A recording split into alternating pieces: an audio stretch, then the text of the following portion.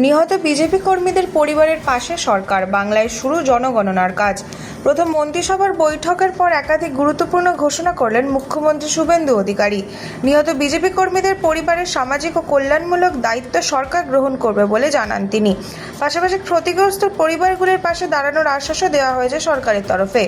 মুখ্যমন্ত্রী আরও জানান, আজ থেকেই পশ্চিমবঙ্গে জনগণনার কাজ শুরু হচ্ছে। রাজ্য জুড়ে দ্রুত ও স্বচ্ছভাবে জনগণনার কাজ সম্পন্ন করতে বিশেষ নজর দেওয়া হচ্ছে বলে জানান তিনি। যাদের আত্মবলিদানের মধ্য দিয়ে বিজেপি সরকার প্রতিষ্ঠা হয়েছে, সেই ভারতীয় জনতা পার্টির অকালে ঝরে যাওয়া 321 জন যারা আত্মবলিদান করেছেন, তাদেরকে শ্রদ্ধার সঙ্গে স্মরণ করেছি, সমবেদনা জানিয়েছি।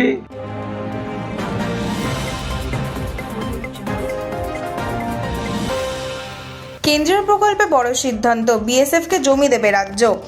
রাজ্যের প্রথম মন্ত্রিসভার বৈঠকের পর একাধিক গুরুত্বপূর্ণ ঘোষণা মুখ্যমন্ত্রী। সীমান্ত নিরাপত্তা জোরদার করতে কেন্দ্রীয় স্বরাষ্ট্র মন্ত্রক ও বিএসএফের জন্য প্রয়োজনীয় জমি হস্তান্তরের সিদ্ধান্ত নেওয়া হয়েছে। মুখ্যমন্ত্রী জানান, সীমান্তে কাঁটাতারের কাজের জন্য আগামী 45 দিনের মধ্যে বিএসএফকে জমি তুলে দেওয়া হবে। একই সঙ্গে আজ থেকেই পশ্চিমবঙ্গ আয়ুষ্মান ভারত প্রকল্পে যুক্ত হচ্ছে বলেও ঘোষণা করা হয়েছে। প্রধানমন্ত্রী জন আরোগ্য যোজনা, বেটি বাঁচাও বেটি পড়াও সহ একাধিক কেন্দ্রীয় প্রকল্পের সাথে যুক্ত হওয়ার সিদ্ধান্ত নিয়েছে রাজ্য সরকার।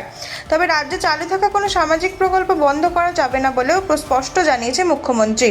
সরকারের দাবি, কেন্দ্র রাজ্যের যৌথ উদ্যোগে উন্নয়ন জনকল্যাণমূলক পরিষেবা আরও দ্রুত মানুষের কাছে পৌঁছে দেওয়া হবে।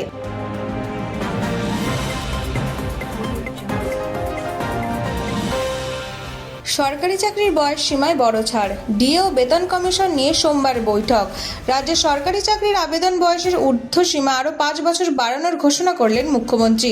ফলে চাকরি প্রার্থীদের জন্য বড় স্বস্তি বলে মনে করা হচ্ছে। পাশাপাশি দীর্ঘদিনের ডিএ বকেয়া এবং নতুন বেতন কমিশন নিয়ে আগামী সোমবার মন্ত্রিসভার বৈঠকে গুরুত্বপূর্ণ আলোচনা হবে বলেও জানান তিনি।